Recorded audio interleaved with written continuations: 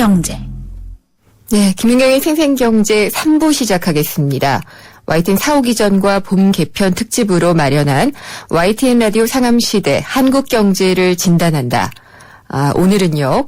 이명박 정부에서 2년 4개월 동안 경제 수장을 하신 분입니다.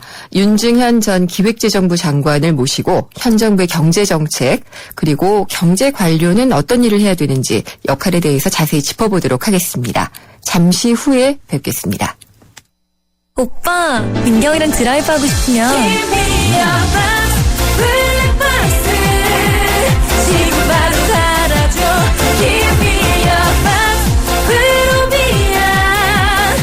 PFR 자체 기술로 리얼리티 101%를 위하여. 나 강민경은 프로비야.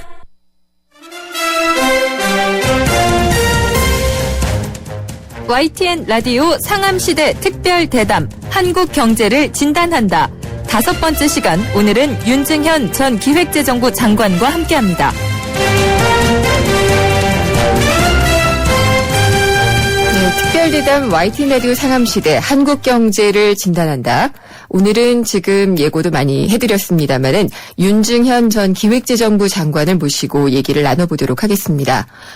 굉장히 어려웠던 시절이에요. 저는 버냉키 의장도 상당히 고생했던 사람으로 기억을 하고 있는데 이분도 그렇습니다. 2009년, 2008년 금융위기에 빠진 그리고 글로벌 경제가 다 위기에 빠졌을 때 한국 경제를 2년 4개월 동안 맡아오신 분인데요. 상당히 좀 많은 성장을 이뤄내면서 외신으로부터 좋은 평가를 받기도 했었습니다. 현재 우리 경제는 또 어떻게 보고 계신지 궁금합니다. 얘기 나눠보도록 하겠습니다.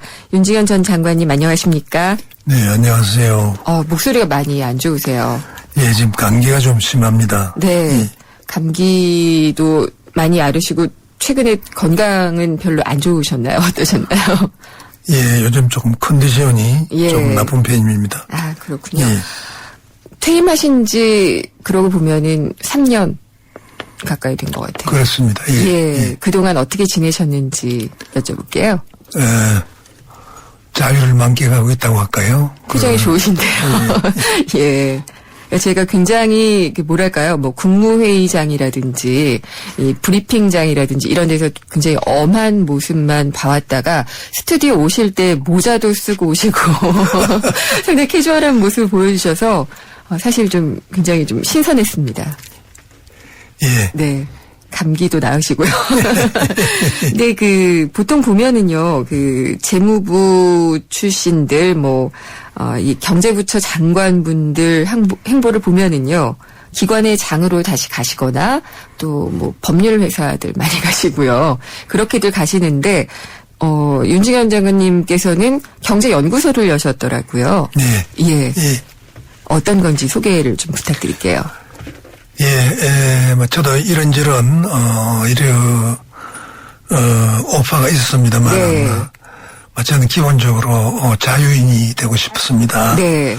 자유를 구하고 싶고, 또 저도 이제 나이를 먹은 만큼 먹었기 때문에, 스트레스로부터 해방도 되고 싶고, 네.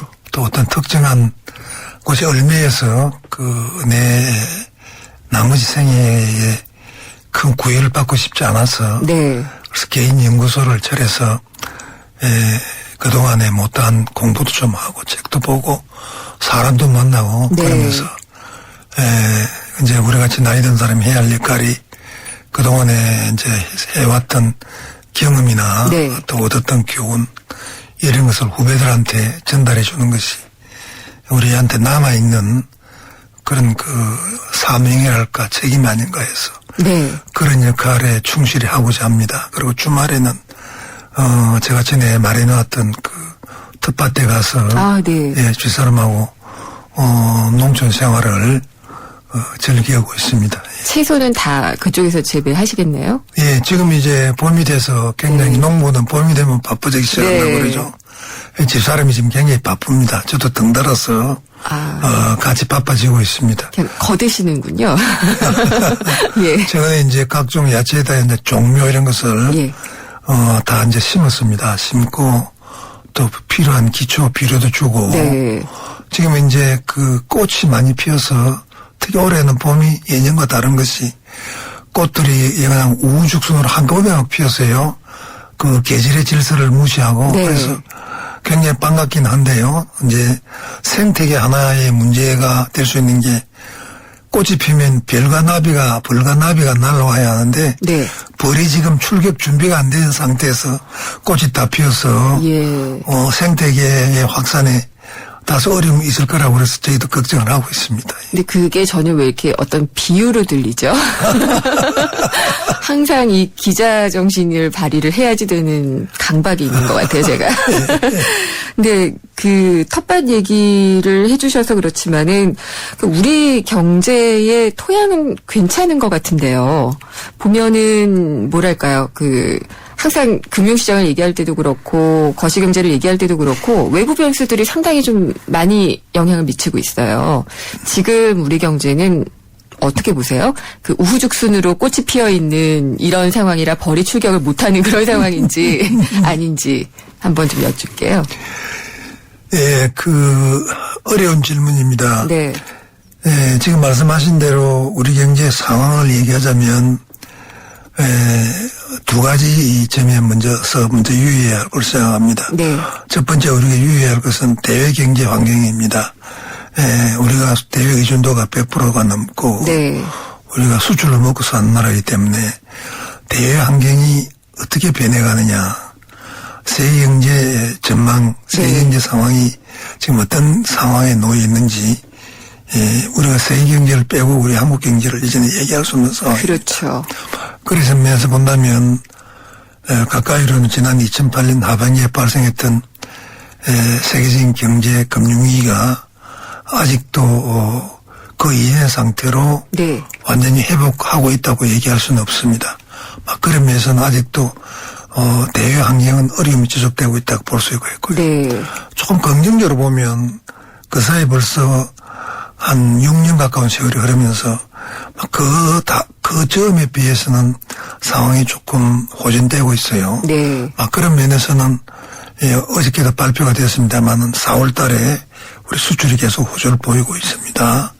그런 면에서는 우리가 조금 대외 변수는 조금 호전되고 있다고 볼 수가 있고요. 네. 이제 두 번째로 우리가 주목해야 할 부분은 국내 사정입니다. 잘 아시겠습니다만 경제 얘기를 하고자 하면 정치 얘기를 빼놓고 할 수 없듯이 연결이 돼 있죠. 경제를 둘러싸고 있는 주변 환경, 정치가 대표적입니다만 사회, 문화, 스포츠 이르기까지 각종 분야와 영향을 서로 주고받는다고 하지 않을 수 없습니다. 네.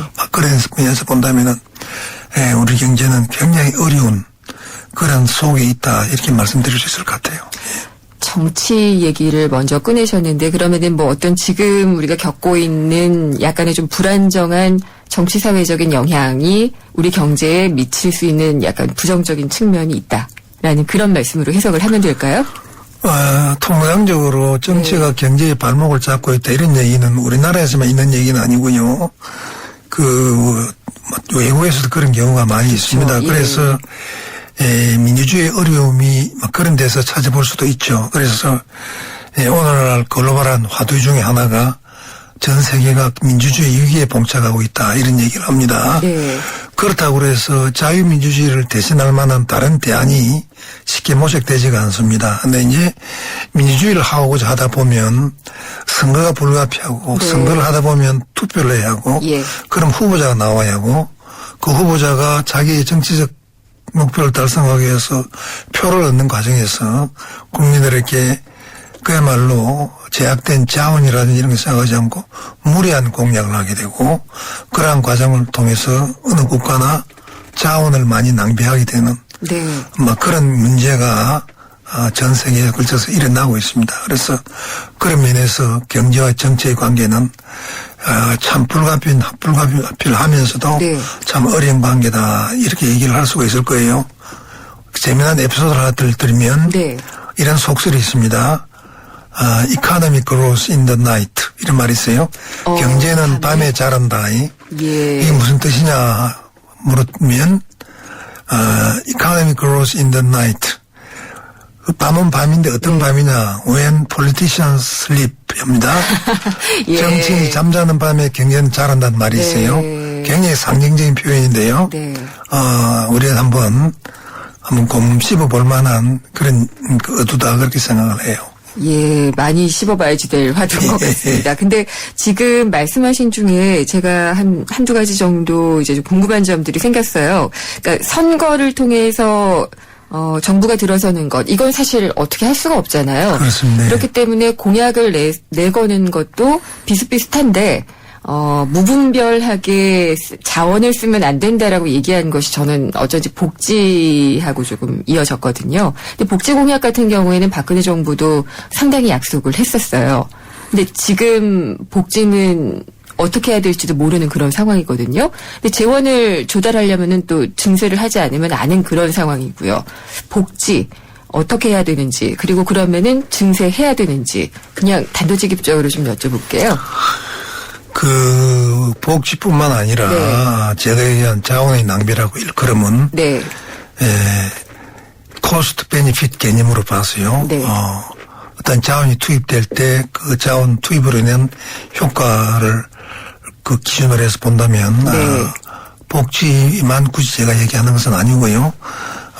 투자를 함에 있어서 한정된 자원을 어디에 투자를 하느냐를 놓고 보면 경제원 중에서도 여러 분야가 있거든요. 네. 막 그런 면에서 그 경제적 원칙에 의해서 경제 행위가 이루어지지 않고 정치적 원인에 의해서 정치적 결정으로 이루어지는 경우가 네. 굳이 우리나라뿐만 아니라 선진국에도 많이 있습니다.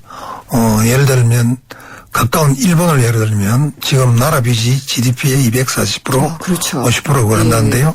그게 제일 큰 이유가 경제 행위가 경제 원론에 의해서 네. 경제 원칙에서 이루어지지 않고 정치적 결정으로 이루어진 것이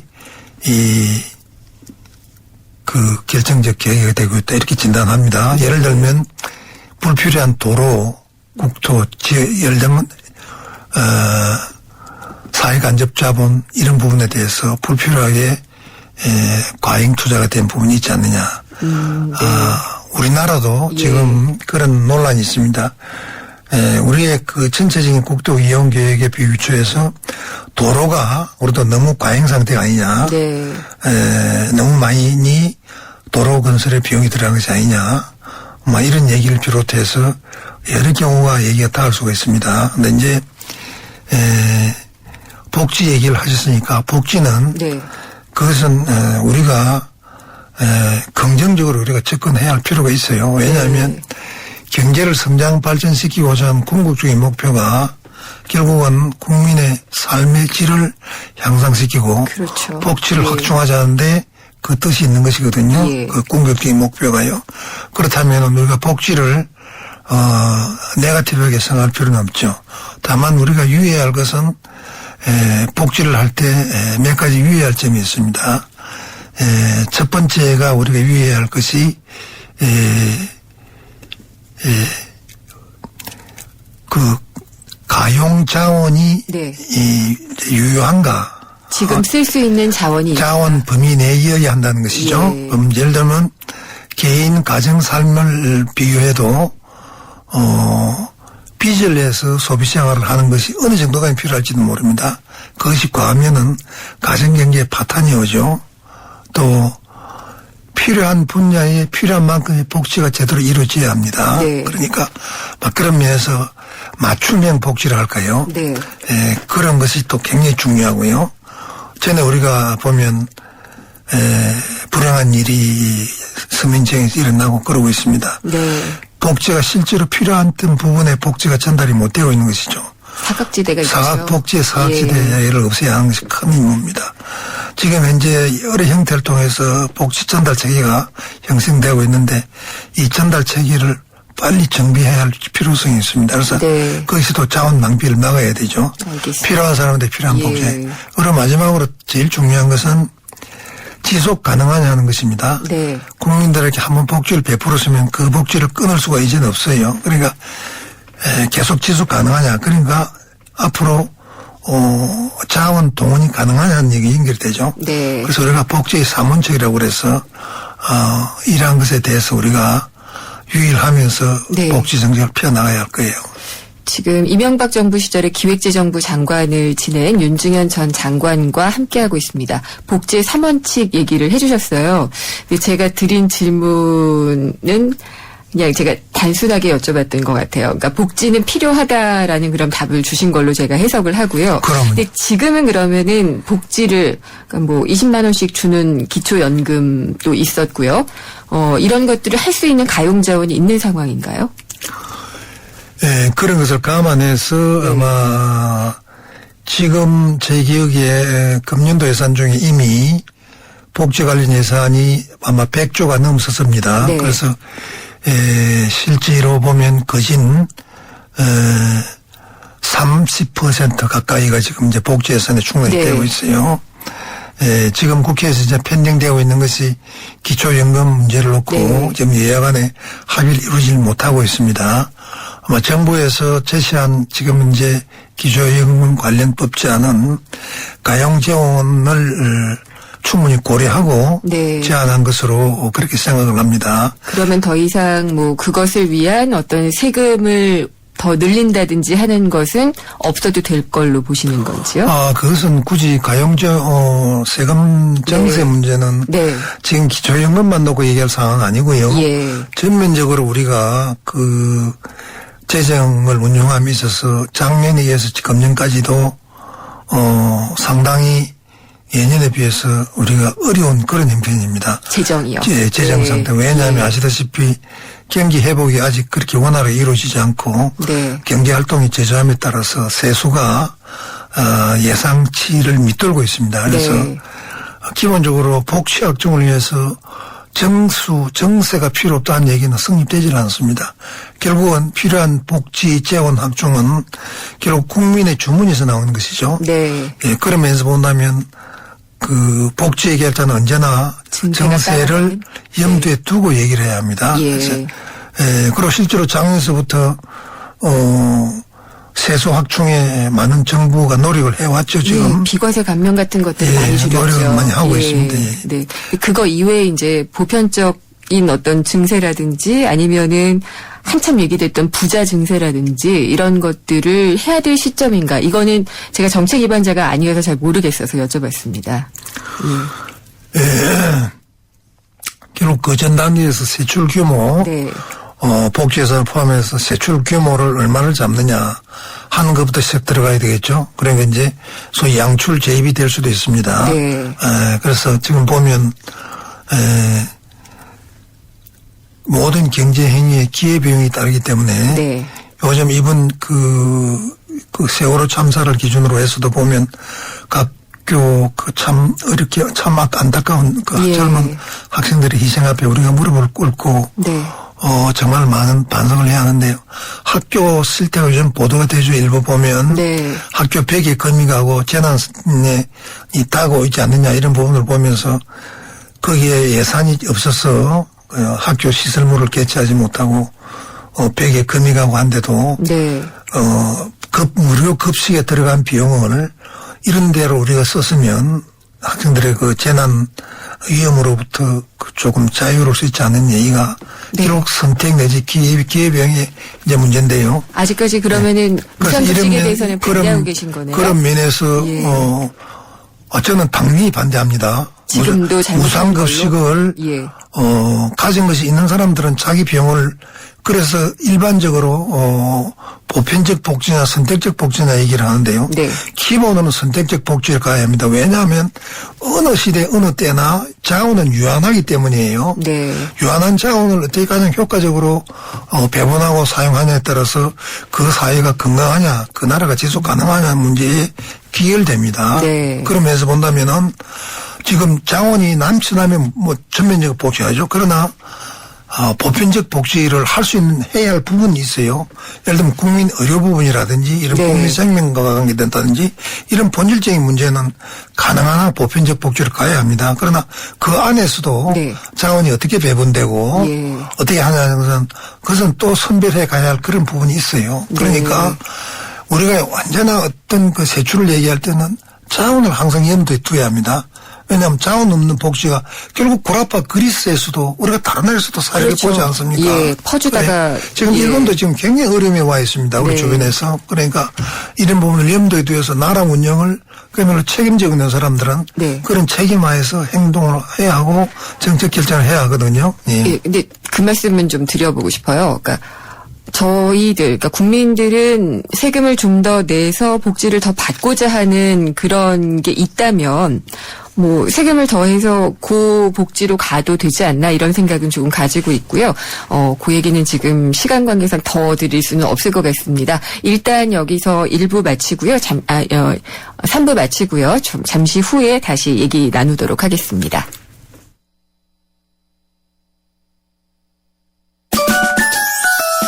우리 수학 성적이요? 당연히 걱정 없죠. 그렇다면 수학 실력은 어떨까요? 지금 아이의 수학을 진단해보세요. 정확한 진단과 처방이 진짜 수학 성적을 만듭니다. 스스로 수학. 안녕하세요. 행복교육도시 서울 홍보대사 박상원입니다. 학생은 행복하고 스승은 존경받는 곳. 교육 소통이 원활하고 학교가 아름다운 곳.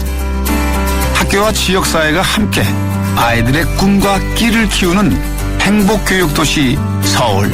아이들과 눈높이를 맞춰 고민과 생각을 이해하고 학교의 담장을 낮춰 학교 안팎에서 마음껏 꿈과 끼를 키울 수 있는 행복교육도시 서울을 만들어 가겠습니다. 이 캠페인은 서울특별시 교육청과 함께합니다. 경제를 보는 새로운 시각. YTN 라디오 김윤경의 생생경제.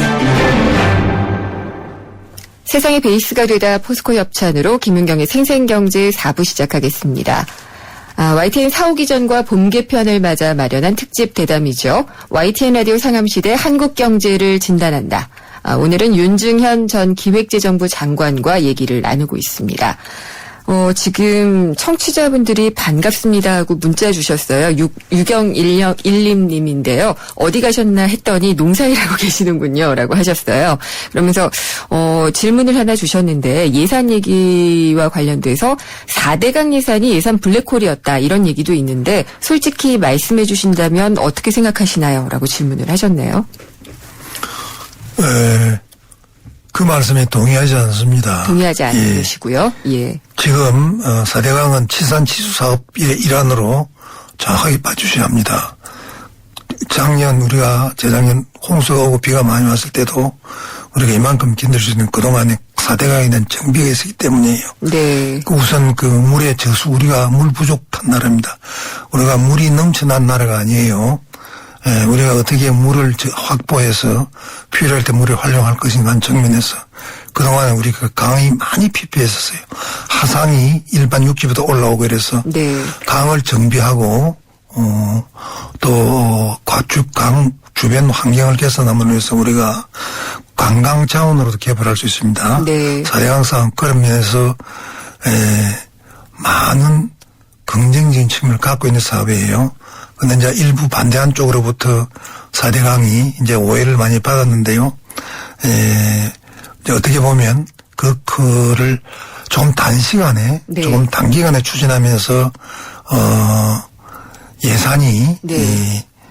예를 들면 5년, 6년, 8년 할 것을 4년, 5년 하면서 예산을 앞으로 당겨 쓰는 꼴이 됐으니까 그러면서 예산이 좀 단기간에 늘어난 측면이 있지만은 저는 우리나라 100년 대결을 해서 치산수 사업 측면에서는 이것은 긍정적으로 봐줘야 한다는 그런 생각을 갖고 있습니다. 네, 4대강 사업은 했어야지 되는 것이었고 예산을 좀 끌어다 써서 많이 쓴 것이지 그렇기 때문에 과도했다라고 볼 수는 없다라는 그런 견해를 주신 거네요. 그러면 지금 박근혜 정부 하고 있는 얘기로 조금 넘어가 볼게요. 세월호 참사와 관련해서 이게 규제 개혁을 너무 많이 추진해서 그런 게 아니었느냐. 그러니까 규제 완화 쪽을 얘기를 많이 하고 있어요. 그러니까 배의 그 선령 연한도 늘려주고 이게 아마 전 정부 때 장관님이 계셨을 때인 것 같아요. 그러니까 20년에서 30년으로 늘려주고 이런 것들을 했기 때문이 아니냐라고 얘기를 하거든요. 근데 이게 규제 완화에 대한 어떤 그 단선적으로 비판할 수 있는 근거는 아니지만은 이것 외에도 규제를 많이 풀어줌으로써 생겼던 우리가 비용들이 좀 있었던 것 같아요. 그래서 이거 어떻게 보시는지 좀 여쭤보고 싶거든요. 그 사회 현상에 다 양면성이 있듯이 네. 이제 규제를 완화하느냐, 규제를 강화하느냐, 네. 어떤 측면에서 보든지 간에 양면성이 있습니다. 규제를 필요 이상으로 시장에서 필요하는 시장의 기준을 넘어서는 이상으로 규제를 하면은 네. 경제 활동이 위축이 됩니다. 네. 그 반면에 그런 규제를 너무 이완되게 풀어놓으면 시장에서의 질서가 이완될 수가 있죠. 그래서 그 예. 경계선이 어디냐를 놓고 정책하는 사람들 또 전문가들이 언제나 고심해야 할 그런 부분입니다. 예를 들면 진입을 자유화해서 네. 경쟁을 촉진할 분야는 빨리 그 규제를 완화해서 진입을 허용을 해야 하고요. 예를 들면 환경 문제라든지 국민의 위생 문제, 안전 문제 네. 이런 부분은 규제를 타이트하게 가져가서 일정한 기준을 지키게 해야 합니다. 네. 그러지 않을 경우에 예상하지 못했던 그런 그 환경 사고나 예. 이런 일이 벌어질 수가 있습니다. 그래서 규제를 강화해야 할 부분, 규제를 확실히 지키고 네. 그렇다 규제 한만 해놓는다고 해서 의미가 없죠. 그 규제를 지켜야 되죠. 실효성 문제죠. 예. 예. 그 규칙을 지켜야죠. 그래서 예. 규제를 지켜야 하는 부분 또 규제를 완화해야 할 부분 이런 것을 어디서 조화를 이루냐 하는 것 그 경계선상에 대해서 언제나 우리가 같이 고민해야 할 부분입니다. 정책하시는 분들이 고민을 그렇습니다. 해야겠죠. 예, 예. 그러면은 제가 그냥 두 가지 분야로 여쭤볼게요. 예전에 그 지금 위생, 환경, 안전과 관련된 부분은 규제를 타이트하게 가져갈 필요가 있다라고 얘기를 하셨는데, 의료 민영화, 뭐 민영화가 잘못된 표현이라고 얘기를 많이 합니다만은 영리병원을 하는 것에 대한 이야기가 규제 완화의 대표적인 케이스로 얘기가 되고 있고요. 또 이제 장관님이 금융감독위원회에 계실 때에는 금산분리에 대한 완화도 강조를 많이 하셨어요. 그 두 부분에 대한 건 여전히 그러면은 완화해야지 된다라고 생각하고 계신가요? 예, 지금 생각에 변함이 없습니다. 변함이 없어요. 우선 먼저 예. 의료 얘기할게요. 네. 최근에 그 의사들이 그 파업 일선에 나서고 그런 일이 있었죠. 네. 그 의료법인으로 하여금 영리사업을 하게 해서 거기에 반대하는 또 원격 진로에 반대하는 네. 제가 기억하기에 그 두 가지 이 큰 대목을 놓고 민영화라고 했었죠. 예. 그것이 민영화가 아니냐 영리화가 아니냐 그랬습니다. 예, 저는 그렇게 생각합니다. 지금 그 우리나라뿐만 아니라 세계적으로 의료 제도가 완벽한 나라는 없습니다.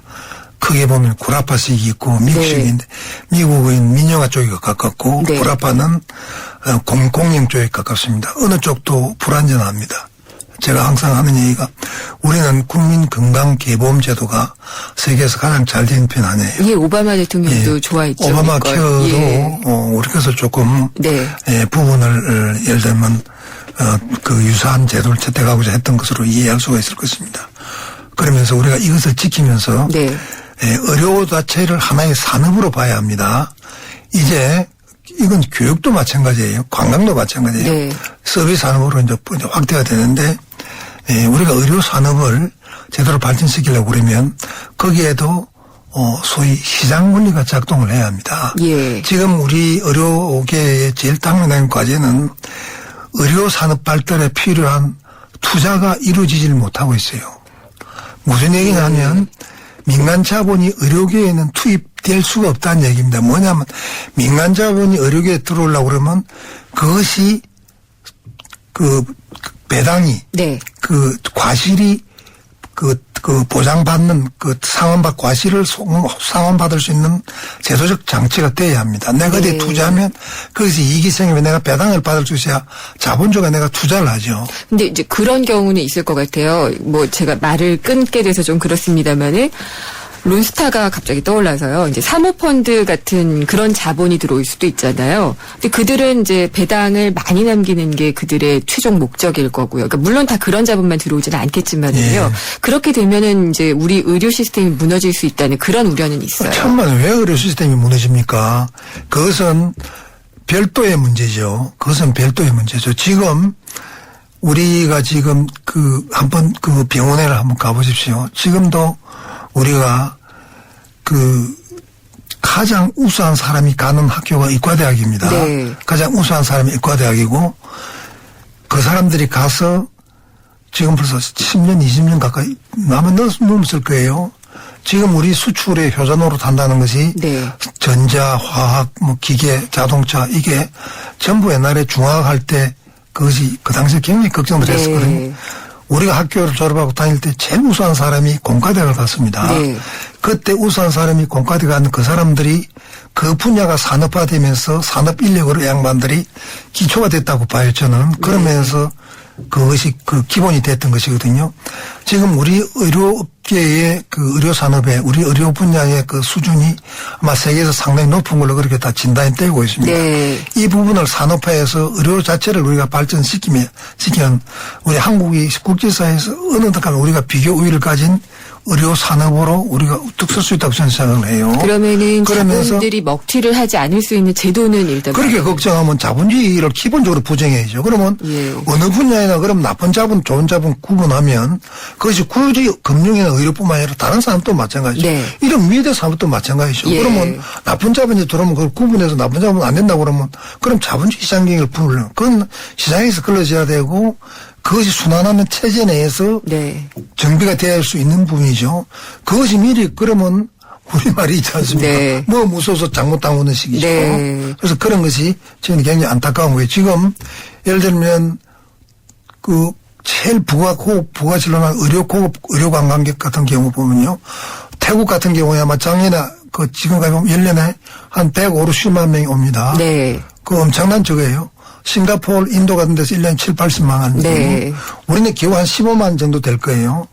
적긴 하네요. 비교하니까. 이게 왜 예. 그러냐면 한번 알아보세요. 예. 지금 우리 서울에 있는 종합병원에 가면 원장이 되면 제일 먼저 해야 할 일이 필요한 우리 병원 운영에 필요한 재원을 어디서 확보해 오느냐. 예. 가서 어떻게 도네이션을 받아오느냐. 종합병원 가면 후원회가 다 있어요. 후원회. 그렇게 비공식으로 받습니다. 네. 그러니까 필요한 의료기기 이런 부분이 확보가 안 되는 것이죠. 알겠습니다. 그래서 의료산업 선진화 예. 측면에서 교육도 마찬가지고요. 그래서 이런 부분은 지금 논의가 계속되고 있습니다만 네. 앞으로 이런 부분은 좀 더 생산적인 논의를 통해서 예. 빨리 결말이 났으면 좋겠어요. 예를 들어 우리 송도나 예. 자유지역에도 네. 외국인 자유지역 만들어 놓고 들어오지 못하는 게 그런 병원이 없으니까 그런 그 외국에서 믿을 만한 그런 병원이 없으니까 또 학교가 없으니까 네. 유치가 안 되잖아요. 예, 이런 부분 참 안타까워요. 예. 그러면은 금융자본과 산업자본을 분리해야지 되는 것에 대해서 이렇게 강도 높게 우리는 좀 가져온 편인 것 같아요. 우리 사회가. 근데 그 파이프라인을 왜 막으려고 하느냐라고 말씀하신 워딩이 기억이 나요. 예. 그러니까 지금 금산 분리를 해야 한다는 네. 기본적인 취지는 제가 반대하는 것이 아니에요. 네. 제일 먼저 왜냐하면 금융이 이 산업의 사근고하는 것을 제일 우려하는 것입니다. 그렇죠. 그러니까 그 부분은 철저히 차단하고 막아야 예. 합니다. 네. 근데 또 그 국내에서 실제로 그런 경우가 들어 있었어요. 예. 그러나 그런 것이 있을 수 있다는 것 때문에 그 산업화 자체를 막으면 안 된다는 것이죠. 네. 왜냐하면 지금 금융은 실물 산업과 더불어 우리 그 경제의 쌍벽입니다. 금융이 원활해서 금융은 인체의 혈관과 같은 것인데요. 예. 금융이 원활하게 흐르지 않으면 결코 실물이 발전할 수가 없습니다. 감독을 잘해주면 되지 않을까 싶기도 해요. 그러니까 그런 부분은 감독을 포함해서 예. 우리 왜냐하면 금융이 발전할 그렇습니다. 우리나라가 역사가 아직 짧기 때문에 산업화된 지 네. 금융자본이 축적이 안 되고 있어요. 금융자본이. 그래서 우리처럼 자원이 부족한 나라에서 산업자본, 금융자본 구분해서 중간에 파이프라인이 연결이 되지 않으니까 네. 우리가 금융산업을 일으키자 해도 옆에 한쪽에서 놀고 있는 자본을 끌어들 수 있는 길을 열어주자는 거죠. 제 얘기는.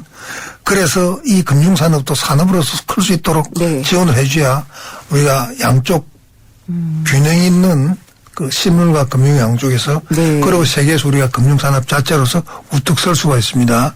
우리나라 은행 전 금융산업 다 자본 앞에야 해외 큰 은행 하나의 자본금에 미달합니다. 그렇죠. 그래서 예. 국격재산은 경쟁이 안 되는 것이죠.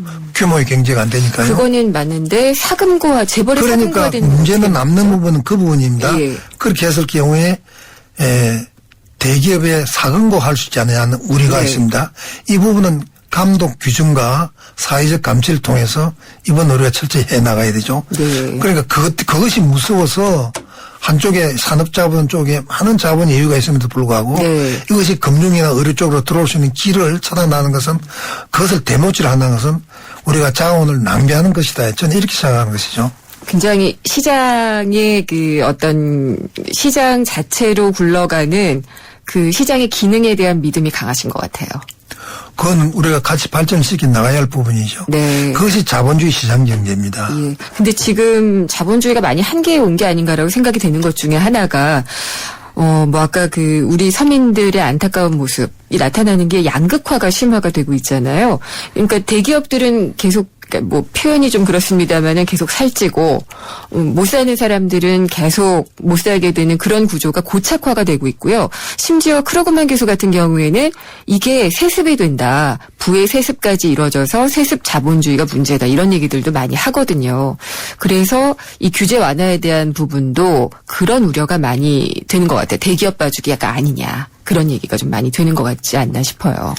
그러니까 뭐 이런 기회를 이용해서도 그런 것에 대한 경각심을 일으키고 네. 어떤 경고를 바라는 것은 참 유익하고 바람직하다고 생각됩니다. 네.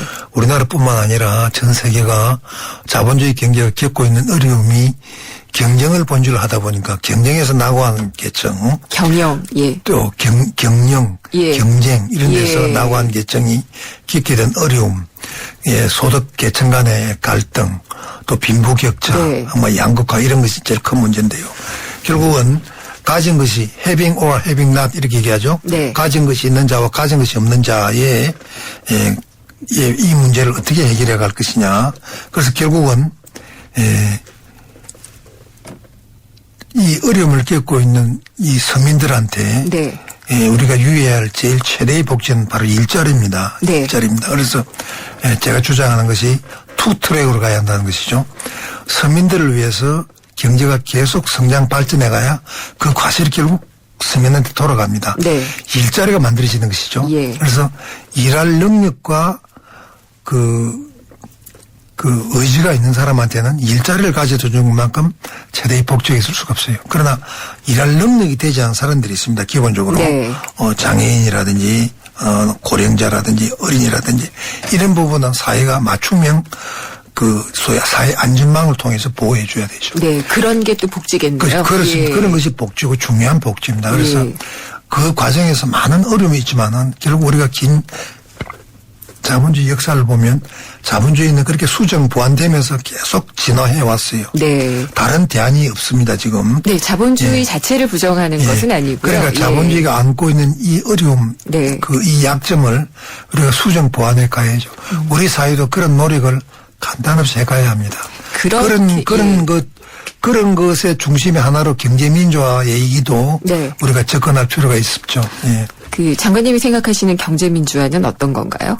지금 제가 얘기를 하고 있습니다. 예. 이런 것들. 지금 얘기를 예. 하고 있습니다. 그러니까 우선 시장에서의 공정 질서를 방해한다든지 네.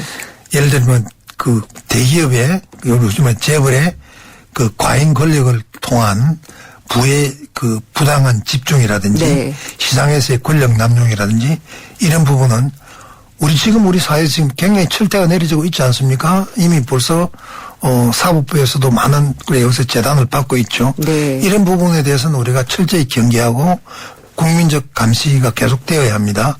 그러나 반면에 우리 경제도 계속 성장 발전해 가야 합니다.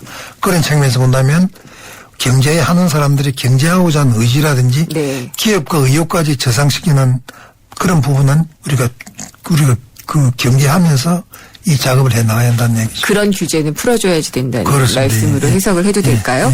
그래서 규제 개혁을 일자리하고 연결시키는 그런 게 이제 정부의 설득 논리인 것 같기는 해요. 저도 일자리가 제일 중요하다고 생각은 하고 있습니다. 그리고 좀 넘어가서 그 모피아 얘기를 좀 해보고 싶어요. 아무래도 이제 재무부 출신이시고 하다 보니까 아니 뭐 재무부에다가 이렇게 마피아를 빗댄 말이 이렇게 남용이 되어서야 되겠느냐라는 생각을 해요. 그러니까 이런 일이 없어야겠다는 뜻에서 그렇게 말씀을 드리는데 진짜 근데 어떨 땐 마피아처럼 느껴지기도 하거든요. 예, 모피아뿐만이 아니라 뭐 해피아, 뭐 조달청 출신들은 조피아, 뭐 이렇게들 얘기를 하더라고요. 이런 것들은 없애야지 되는 것들 아닌가 싶은데. 이번에 세월호 참사를 계기로 이제 해피아, 산피아, 국피아, 예. 관피아라고 얘기를 하죠. 관피아, 종합에서 예. 관피아, 모피아 이런 얘기 이제 나왔는데요. 참 가슴 아픈 얘기입니다. 예. 그런 것을 통해서 그 순기능이 발휘되고 네. 역기능이 차단됐으면 좋았을 텐데 이번에 이런 것으로 빚음으로 인해서 참으로 안타까운데요. 그 양면성이 있어요. 그 전문성도 없으면서 네. 관련 중요한 산하 기관 요직에 네. 소위 낙하산이라고 낙하산으로 내려오는 그렇죠. 것은 예. 철저하게 차단돼야 할 것입니다. 그러나 그 부처에서 있었다는 이유로 그 사람의 전문성이나 도성을 따지지 않고 네. 무조건 차단하는 것은 그것 또한 우리가 경계해야 할 일이라고 생각합니다. 네. 왜냐하면 다른 나라에도 자기가 속한 공직사회에서 나름대로 전문성을 쌓고 몇십 년 근무해와서 나중에 이제 기간이 되어서 만년 리타이어에 나와서 네. 그것은 헌법이 보장하는 직업 선택의 자유하고도 관계됩니다. 그런 경우에 관련 기관에서 본인을 유치했을 경우에 네. 그러한 부분까지 낙하산이나 이런 걸로 몰아칠 수 있는 것이지 그렇다면은 그만한 전문가와 도덕성을 겸허한 사람을 구하기가 쉽지가 않은 그런 경우도 있어요. 예, 전문성은 확실히 그러니까 다르죠. 이런 부분을 예. 잘 구분해서 예. 우리가 운용을 해야지 흑백 논리적으로 접근하는 것은 그것 또한 우리가 네. 경계해야 되지 않나 이렇게 생각합니다. 알겠습니다. 그래서 지금 사실은 독립해서 따로 계시는 모습을 보면은 오히려 이런 말을 좀 꺼낼 수 있지 않나 해서 좀 꺼내봤습니다. 예. 그리고 이제 시간이 얼마 남지 않아서요. 지금 현 정부의 경제팀에 해주고 싶으신 조언이 있으면 간단하게 좀 부탁을 드리겠습니다. 예, 우리가 어렵지 않은 경우가 없었습니다만은 지금 경제팀도 고생을 많이 하고 있습니다. 주변 환경이 녹록지가 않고요. 네. 가야 할 길은 멀고 주변 환경은 매우 어렵습니다. 이럴수록 더 용기를 가지고 네.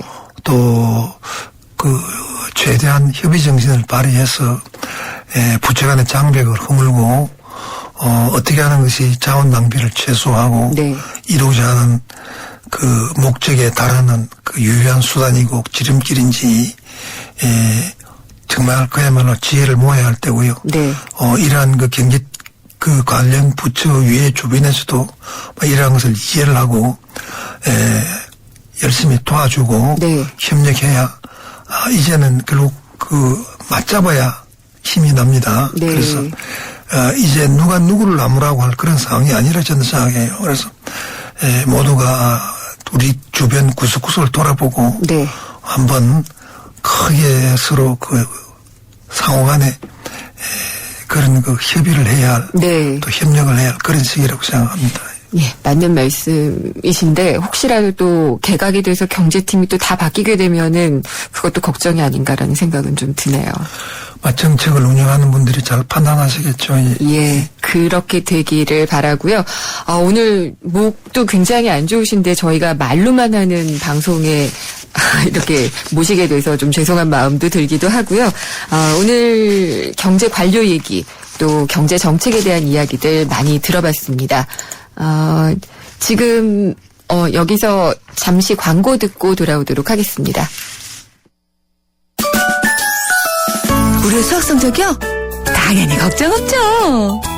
그렇다면 수학 실력은 어떨까요? 지금 아이의 수학을 진단해보세요. 정확한 진단과 처방이 진짜 수학 성적을 만듭니다. 스스로 수학. 네, 생생경제 오늘 시간 마치도록 하겠습니다. 내일 뵙겠습니다. 장관님 오늘 긴 시간 동안 대담해 주셔서 감사합니다. 네. 예. 네. 오늘 생생경제는 마치도록 하겠습니다. 내일 뵙겠습니다.